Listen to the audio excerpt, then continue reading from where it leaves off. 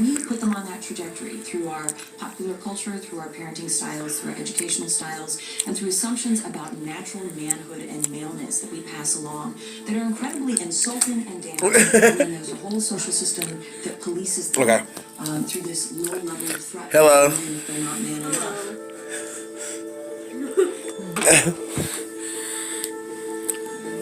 Let me make sure she gets everybody. Boom. Boom. Boom. 3 people. Hi, Professor. Showing emotions like you're weak. If you hurt, just hold it in. No tattletale.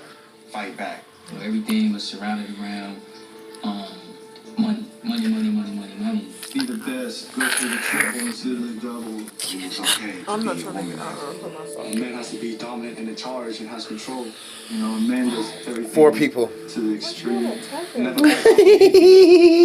why Chewy feels Use scared. violence to solve problems. I'll be scared of her ass too. The first lie every boy learns in America is we associate masculinity with athletic ability, size, strength, or some kind of skill set. I've always felt the pressure of you need to be buff, you need to be masculine, you have to have a 6-pack. Those boys that can catch it down and out or hit the hanging curve, they're elevated. I want to play football, basketball, one of the sports. Have fun doing it. Make money. Like one of the TV type lives. They're set up for a tremendous failure and frustration in life because being a man doesn't have a single thing to do with athletic ability. You think about all the other boys on that playground. They don't just want to play sports.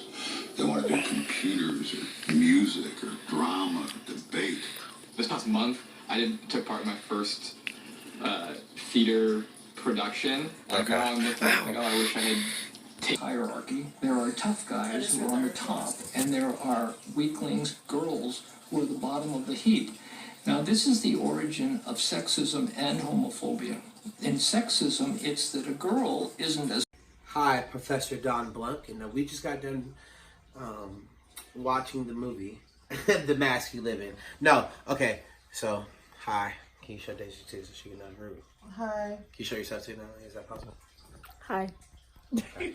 So, what surprised you most? What most surprised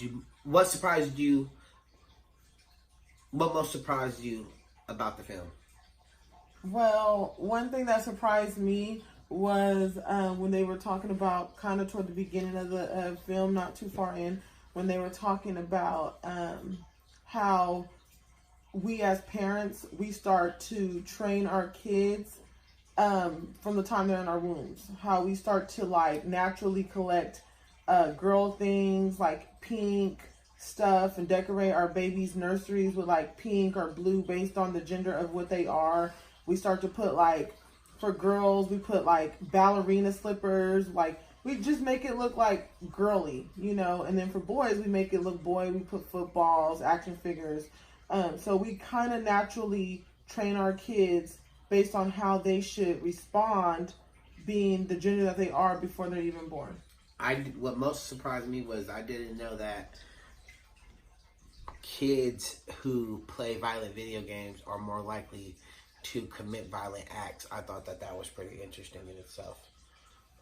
I felt that I didn't know that kids who usually see, and also they see over 200,000 acts of violence in a video game per day. So I thought that was really interesting. How would you, Natalie? You record you? Okay, so for me, it was just weird to see guys on here express their actual feelings, because I never really see guys express their feelings except Lamar. So it was kind of weird to see all these guys talk about it, and how when they're little, how they were told oh, be manly, this and that. And I know that it happens, but I never thought about it as much as this video made me think about it. And it's kind of sad because it's it's forcing people to act a certain way, but maybe that's not how they want to act, you know? Yeah, good shit. In what ways do you feel pressure to conform to the media generated images of what it means to be a man or a woman? In what ways do you feel pressure to conform to the media-generated images of what it means to be a woman? Well, I mean, I feel like,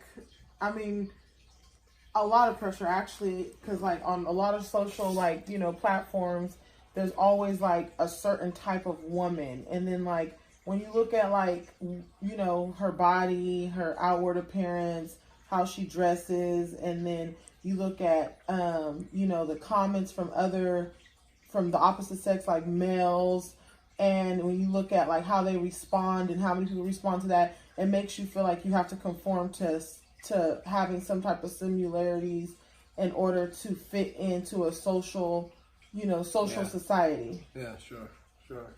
I feel like, in a lot of ways, I feel like we do feel a lot of pressure because even what we look at every single day, what we're faced with on Instagram, Twitter, it seems like you have to be, like, for instance, like when I see even just a lot of like YouTube families or whatever, I feel like I have to compete to show my kids that I love them by giving them what their children are given from the parents. And I kind of feel like by our kids looking at shit like that all the time, it makes it seem like they are expecting of that. Or then even me, I'm expecting to look a certain way or be a certain way as an artist or a person of color. You know what I mean? Like, we can't, like this girl at work called me, oh, he's whitewashed because I talk proper. And I kind of feel like that's ignorant of her just saying that I'm whitewashed because I'm talking proper.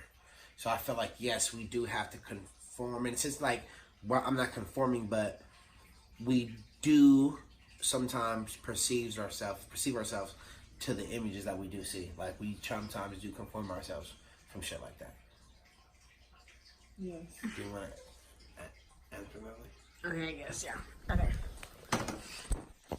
Okay, so, like, personally, like, I was young, I was little, not that long ago, Yeah. And, like, my sister right here, she used to wear all this makeup and stuff. I was like, ew, that's ugly. She used to dress all cute, and I was like, ew, why are you doing that? Because I was like a tomboy, like, I really didn't care, and sometimes I still don't care. Right. But, like, now that I'm, like, in high school, and I have social media and stuff, and my friends are like, oh, on Monday we should come looking cute.